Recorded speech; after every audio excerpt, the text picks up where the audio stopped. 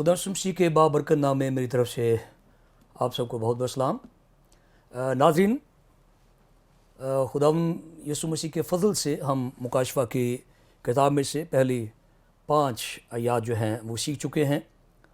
और आपको याद होगा कि हमने अपनी साबिक़ क्लास में जो है वो कलाम पाक में से हमने 5वीं आयत का पहला हिस्सा सीखा था, मुर्दों में से जी उठने वालों में पहला उठा। और हमने बिलतफसील जाना कि मुर्दों में से जी उठने वालों में वो किस तरह पहला उठा है, क्योंकि अज़र किताब मुक़द्दस बाइबल की मुक़द्दस तारीख़ में हमें कोई ऐसी शख्सियत दिखाई नहीं देती जो मुर्दों में से जी उठी हो। और इस तरह हमने सीखा कि यीशु मसीह मुर्दों में से जी उठने वालों में पहला उठा है।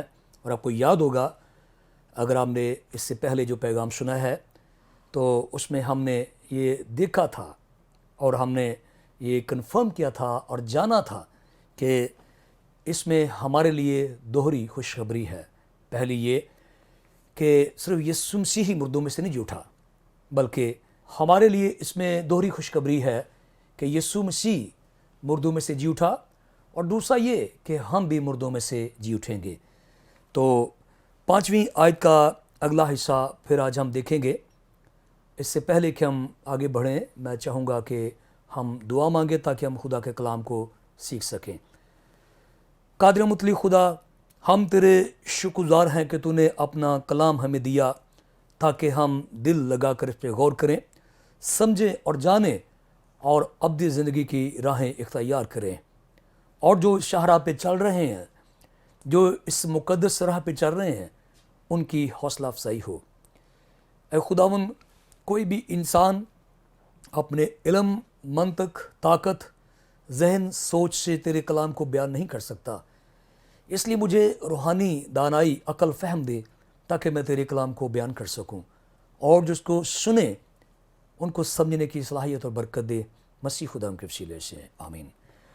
तो नाज़रीन, फिर मैं 5वीं आयत जो है मुकाशफ़ा की किताब, उसका पहला बाब और उसकी 5वीं आयत मुकस्सा आपके लिए तिलावत करूँगा।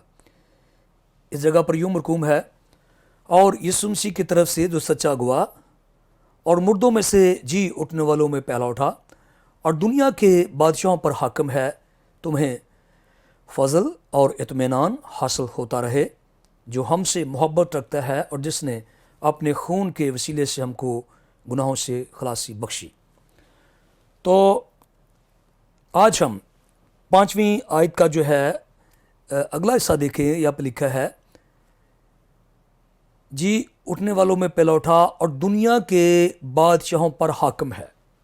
तो आज हम सीखने वाले हैं दुनिया के बादशाहों पर हाकिम है।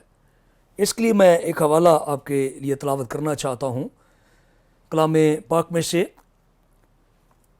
कुलुस्सियों की कलीसिया के नाम पौलुस रसूल का ख़त, उसका पहला बाब, उसकी 14वीं आयत से लेकर 17वीं आयत तक हम देखेंगे। तो यहाँ पे खुदा मसीह की हाकमियत, उसकी फ़ौक़ियत, उसकी अल्लाही शख्सियत और अल्लाही इख्तियारात को बड़े अहसन अंदाज में बयान किया गया है। इस जगह पे यूँ मरकूम है, जिसमें हमको मखलसी यानी गुनाहों की माफ़ी हासिल है। वो अनदेखे खुदा की सूरत और तमाम मखलूक़ात से पहले मौजूद हुआ है, क्योंकि उसी में सब चीज़ें पैदा की गईं, आसमान हों या ज़मीन की, देखी हों या अनदेखी, तख्त हों या रियासतें या हुकूमतें या इख्तियारात, सब चीज़ें उसी के वसीले से और उसी के वास्ते पैदा हुई, और वो सब चीज़ों से पहले है और उसी में सब चीज़ें कायम रहती हैं। तो यहाँ पर हमने देखा कि जो दुनिया के बादशाहों पर हाकिम है, तमाम रियासतें, तमाम हुकूमतें, तमाम तख्त, तमाम ताज, अंजील जलील बयान करती है कि उसी के वसीले से और उसी के वास्ते पैदा की गई اور ان سب پر اسی کا اختیار ہے۔ اور یہی بیان میں یوحنا کی انجیل میں بھی ملتا ہے کہ سب چیزیں اس کے وسیلہ سے پیدا کی گئیں، یا سب چیزیں اس کے وسیلہ سے پیدا ہوئیں۔ تو اس کا کلی مطلب یہی ہے کہ آسمان اور زمین، آسمان کے اوپر کی تمام چیزیں، آسمان کے تلے کی تمام چیزیں، زمین کے نیچے کی تمام چیزیں، ساری کائنات کا ایک ایک ذرہ وہ خداوند یسوع مسیح کے وسیلے سے پیدا ہوا۔ یعنی جتنی چیزیں خلق ہوئی ہیں، مخلوق ہیں، وہ سب یسوع مسیح کے وسیلے سے پیدا ہوئی ہیں اور یسوع مسیح کے واسطے پیدا ہوئی ہیں۔ تو ہمیں اس جگہ پر خداوند یسوع مسیح کی الوہیت، جیسا کہ مسیحی ایمان عقیدے کے مطابق تثلیث فی التوحید، یعنی خداوند یسوع مسیح تثلیث فی التوحید کا تیسرا اقنوم ہے، اور وہ خدا کی ذات کا جوہر ہے، وہ اندیکھے خدا کی صورت ہے، اور بائبل مقدس اس بات کو پروو کرتی ہے، اس بات کا ثبوت دیتی ہے کہ خداوند یسوع مسیح مخلوق نہیں ہے، وہ غیر مخلوق ہیں، وہ ازلی ہیں، جیسے خدا ازلی ہے، اور وہ خدا کی طرح ابدی ہیں، اور وہ ابدی ہے۔ اور خطوں کے اندر لکھا ہوا ہے کہ اگرچہ وہ خدا کے برابر تھا، تو اس کا مطلب یہ ہے کہ وہ خدا ہے۔ مسیحی ایمان اور عقیدے کے مطابق یسوع مسیح نبی، رسول، پیغمبر یا خادم کے طور پر ضرور بیان کیے گئے ہیں، بلکہ ابن آدم کا بھی لقب استعمال ہوا ہے، تاہم ان کی جو ذات حقیقی ہے وہ خدا ہیں اور وہ غیر مخلوق ہیں۔ اس لیے تمام بادشاہوں پر، تمام حاکموں پر، ساری کائنات پر کسی نبی کا، کسی پیغمبر کا، کسی رسول کا اختیار نہیں ہو سکتا۔ ایک نبی کے، ایک پیغمبر کے، ایک رسول کے، ایک راست باز کے اختیارات محدود ہوتے ہیں اور ایک حد تک ہوتے ہیں، لیکن یہاں پہ یسوع مسیح کے بارے میں لکھا ہے کہ دنیا کے بادشاہوں پر حاکم ہے۔ یعنی اس کا مطلب ہے کہ وہ اب بھی وہ بادشاہوں پر حاکم ہے۔ تو یہ وہی سارا کچھ ہے جو مزامیر کے اندر، جو کتاب پیدائش کے اندر، جو بائبل مقدس کے اندر خدا کی ذات کے تعلق سے بیان کیا گیا ہے کہ وہ بادشاہوں پر حاکم ہے۔ اگر میں یہ حوالے پڑھوں تو میرے خیال میں یہ بے شمار حوالہ جات ہیں اور بہت سارا وقت درکار ہوگا۔ عہد عتیق خدا تعالیٰ کو ایک بادشاہ کے طور پر پیش کرتا ہے، اور عہد عتیق میں خدا تعالیٰ تمام بادشاہوں پر حاکم ہے۔ اگر آپ ڈینیل کی کتاب پڑھیں، غالباً اس کے دوسرے باب کے اندر نبوتر نظر کا ہمیں تذکرہ ملتا ہے، جس کو ڈینیل نبی نے ایک دفعہ نصیحت کی کہ اسے تمام باتوں کے لیے خدا کا شکریہ ادا کرنا چاہیے۔ میں یہ اس کا خلاصہ سا بیان کر رہا ہوں، لیکن وہ متکبر ہوا، اور متکبر ہو کر اس نے کہا کہ میں بابل اعظم ہوں اور ساری شان و شوکت میں نے ہی اس کو بخشی ہے۔ اور ہم جانتے ہیں کہ اس پر ایک ایسا دور آیا جب وہ جانور بن گیا۔ جب اسے ہوش آیا تو اس نے وہاں پہ اعتراف کیا، اور اس کا اعترافی بیان آج بھی جو ہے وہ بائبل مقدس میں موجود ہے۔ اس نے وہاں پہ یہی بیان دیا کہ خدا تعالیٰ ہی ساری ریاستوں پر، ساری حکومتوں پہ، سارے انسانوں پہ، سارے حیوانوں پہ، سارے آسمانوں پہ، ساری زمین پر، ساری کائنات پہ خدا تعالیٰ ہی حاکم ہے، اور بادشاہوں کا خدا ہی بادشاہ ہے۔ یہ ایک غیر قوم کے بندے نے اعتراف کیا، اس نے مشاہدہ کیا، تجربہ کیا کہ خدا تعالیٰ حکومت کرتا ہے۔ اور ہم جانتے ہیں کہ جب خدا کے بندے غیر اقوام کے اندر جاتے اور خدا اپنا کام کرتا تو لوگ خدا تعالیٰ کو بادشاہ مانتے جو قوموں پر بادشاہت کرتا ہے۔ تو عہد عتیق میں ہمیں خدا کی جو ذات ہے پروردگار کے طور پر، حاکم کے طور پر، بادشاہ کے طور پر دکھائی دیتی ہے۔ تو یہاں پہ وہی الفاظ یسوع ناصری کے لیے استعمال ہوئے ہیں کہ جو بادشاہوں پر حاکم ہے، یعنی جس سے بادشاہوں پر اختیار ہے۔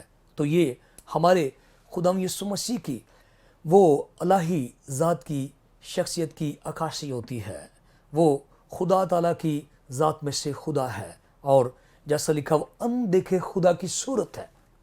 اور پولس رسول فرماتے ہیں کہ وہ تمام چیزوں سے پہلے مولود ہوا، اور وہ تمام ریاستوں اور حکومتوں پر حاکم اور مختار کل ہے۔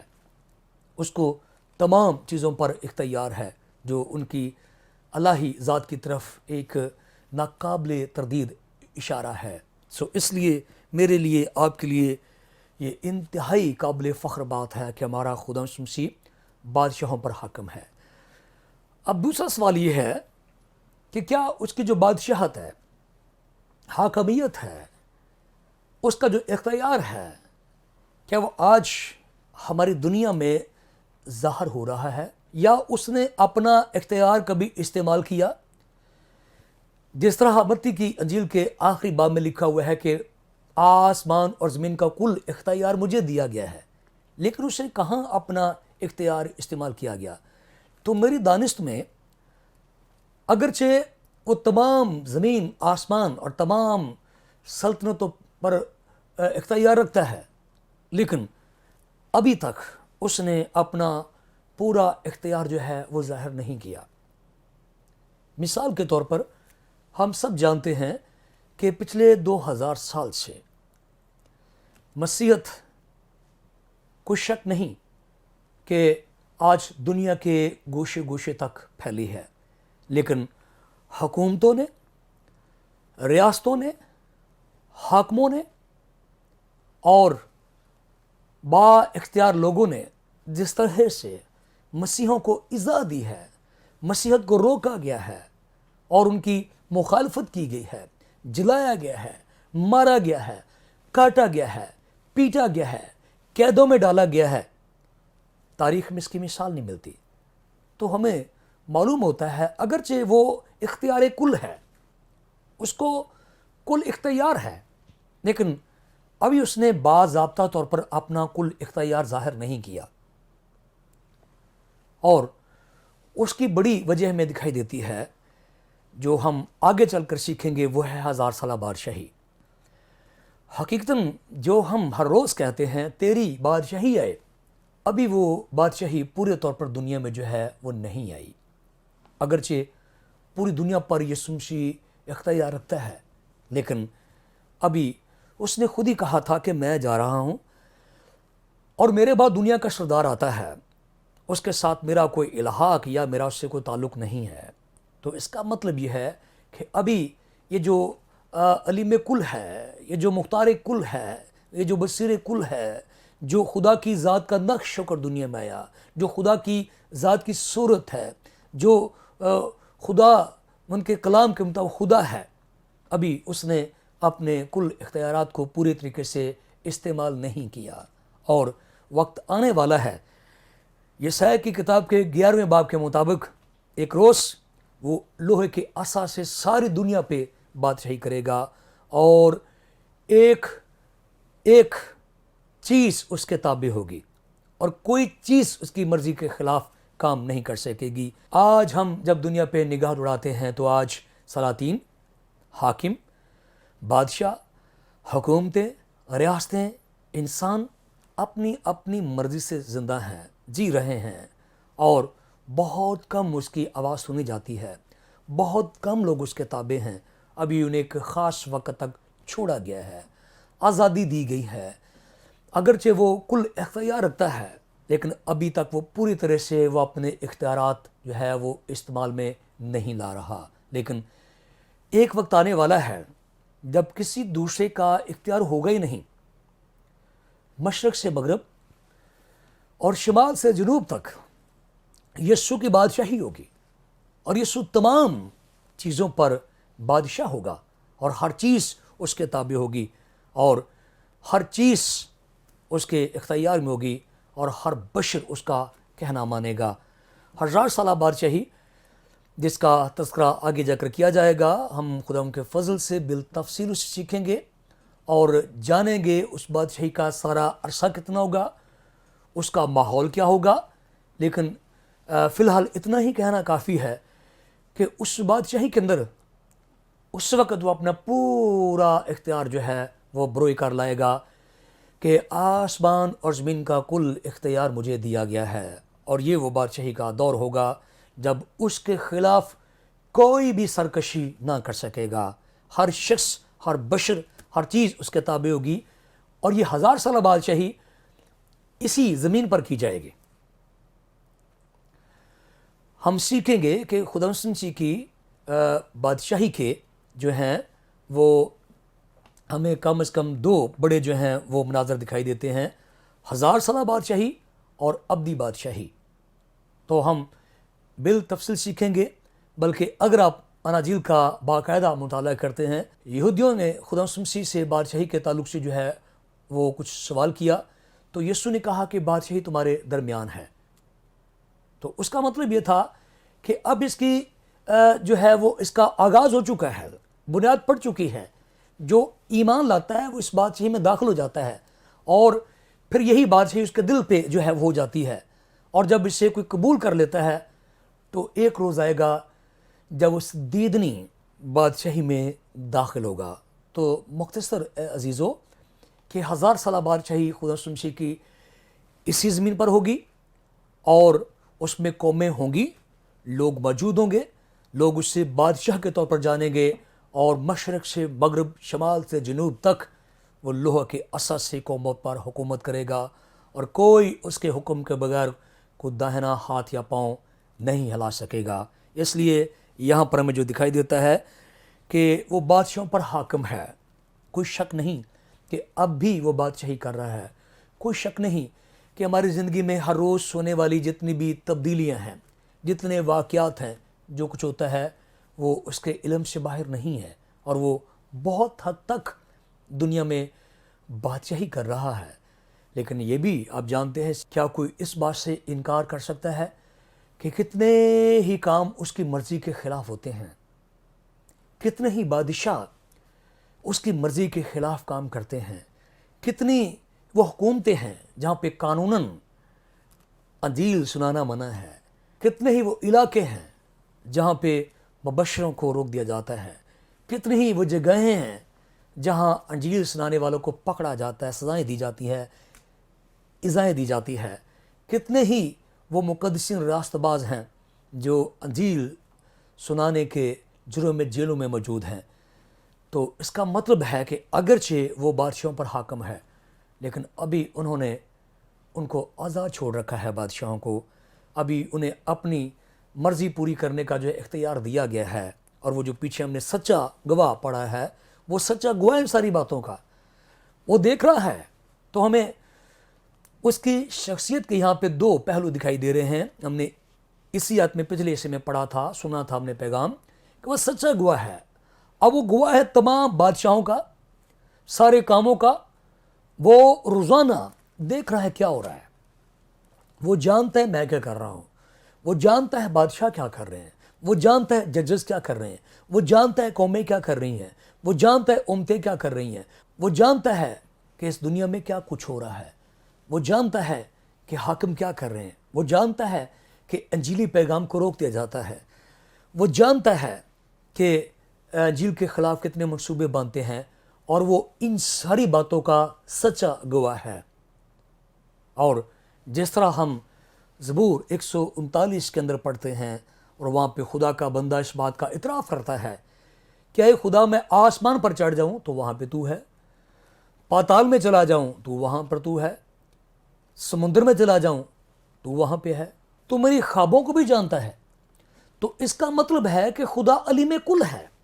کائنات کا ذرہ ذرہ اس کے سامنے کھلا ہوا ہے. وہ ہمارے دلوں کو جانتا ہے. کلام مقدس میں لکھا ہوا ہے، امثال کی کتاب کے اندر، کہ جب پاتال خدا کی نگاہ میں کھلا ہوا ہے تو انسان کے دل کی حالت کو کتنا کچھ جانتا ہوگا. تو اس طرح سے کوئی چیز اس کے علم سے باہر نہیں ہے. تو ہم نے جانا، ہم نے ابھی اب سیکھا کہ یسوع مسیح جو ہے وہ خدا کی ذات کا نقش اور خدا ہے. تو وہ بھی علیم کل ہے، بصیر کل ہے، سمیع کل ہے، سب کچھ سنتا ہے، سب کچھ پرکھتا ہے، جانتا ہے. اس کا مطلب یہ ہوا کہ وہ ساری باتوں کا سچا گواہ ہے. اور کل انہی بادشاہوں سے इन्हीं हाकमों से, इन्हीं हुकूमत करने वालों से, इन्हीं कौमों से, इन्हीं उम्मतों से फिर वो पूछेगा, हिसाब लेगा। और अगर कोई मुबालगा आराई करने की कोशिश करेगा, झूठ बोलने की कोशिश करेगा, तो मत भूलिए कि वो इन बातों का सच्चा गवाह है जो दुनिया के बादशाहों पर हाकम है। तो इसलिए हमारा बादशाह, हमारा खुदावन, वो बादशाह है, हमारे दिलों का बादशाह है। आज वो जिन लोगों के दिलों पर बादशाही कर रहा है, कल वो उनको अपनी बादशाही में दाखिल करेगा। तो वो दुनिया के बादशाहों पर जो है हाकम है और बादशाह है। तो आगे हम पढ़ते हैं, लिखा है, तुम्हें फजल और इत्मीनान हासिल होता रहे जो हमसे मोहब्बत रखता है और जिसने अपने खून के वसीले से हमको गुनाहों से खलासी बख्शी।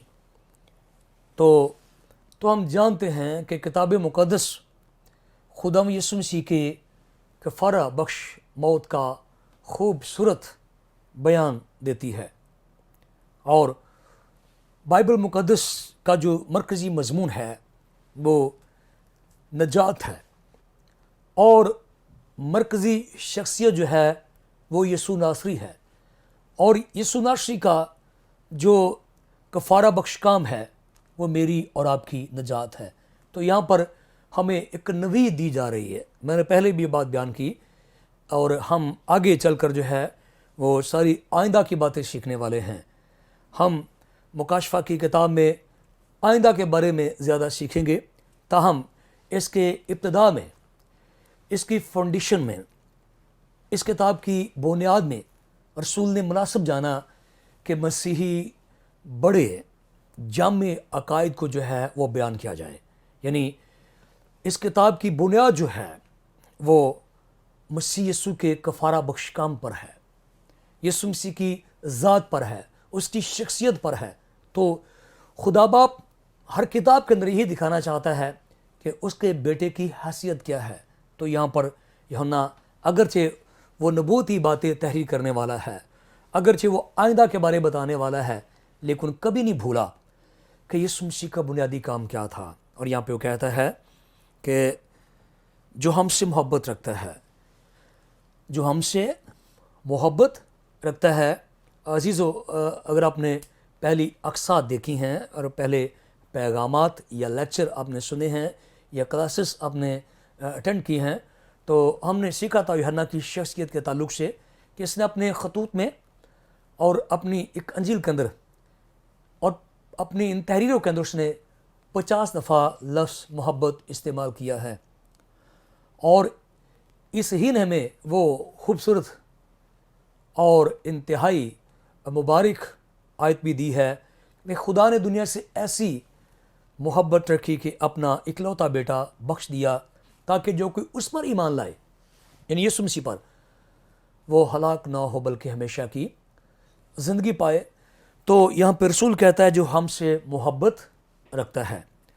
और जब वो मोहब्बत का तज़किरा करता है अपने ख़तों के अंदर, तो वो अच्छे अल्फाज, अच्छे बयानात, खुश बयानी को मोहब्बत नहीं कहता, तकरीरों को मोहब्बत नहीं कहता, बयानात को मोहब्बत नहीं कहता, और खुश बयानियों को मोहब्बत नहीं कहता, बल्कि उसके नज़दीक मोहब्बत एक ऐसी मोहब्बत जिसने ख़ुद को कुर्बान कर दिया, और उस वक़्त कुर्बान किया जब हम नाअहल थे और उसके लायक नहीं थे।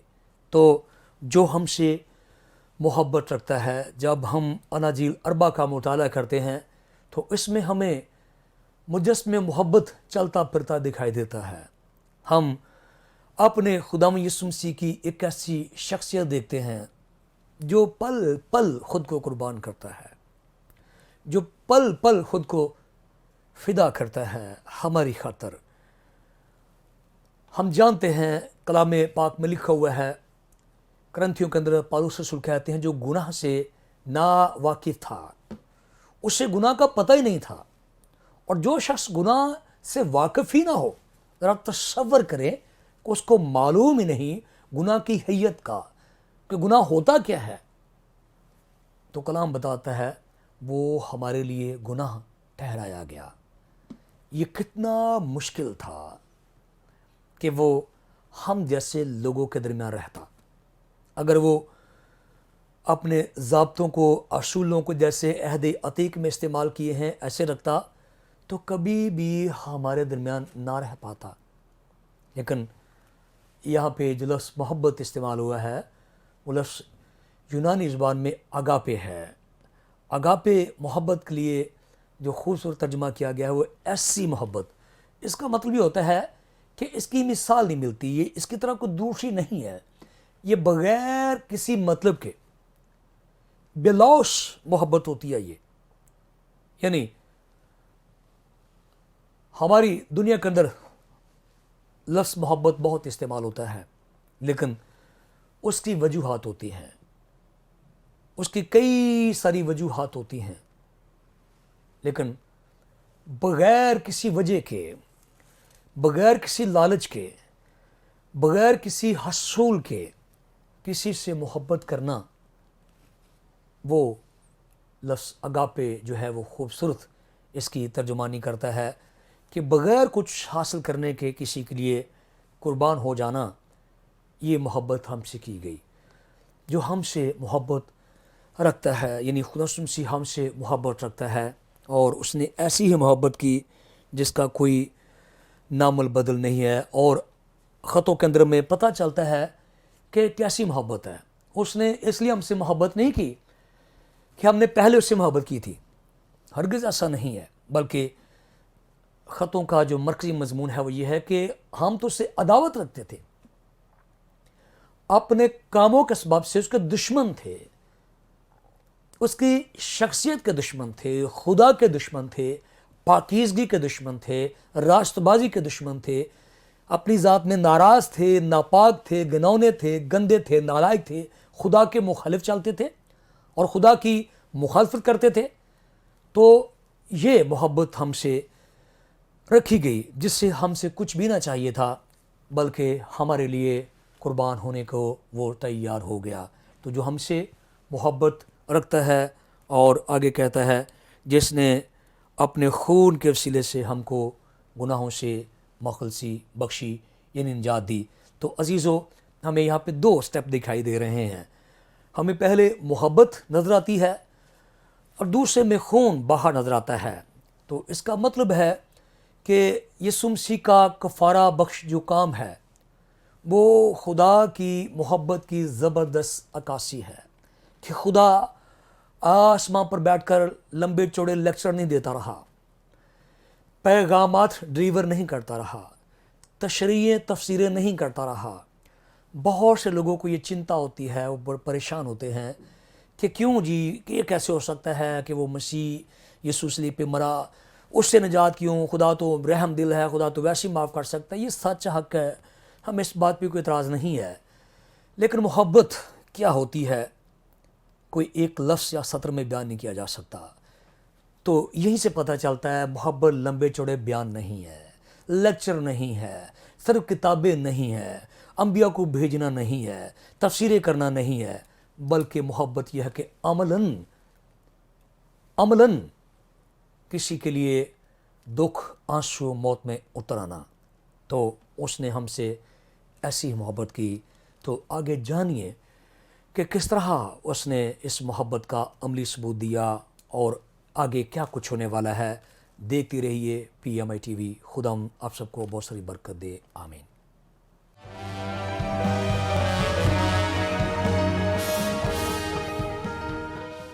Thanks for watching. Please like this video and comment below. For watching our more videos and latest programs, do not miss to subscribe our YouTube channel. For more notifications, click on the bell icon. You can also follow us on PMI TV Official on Facebook.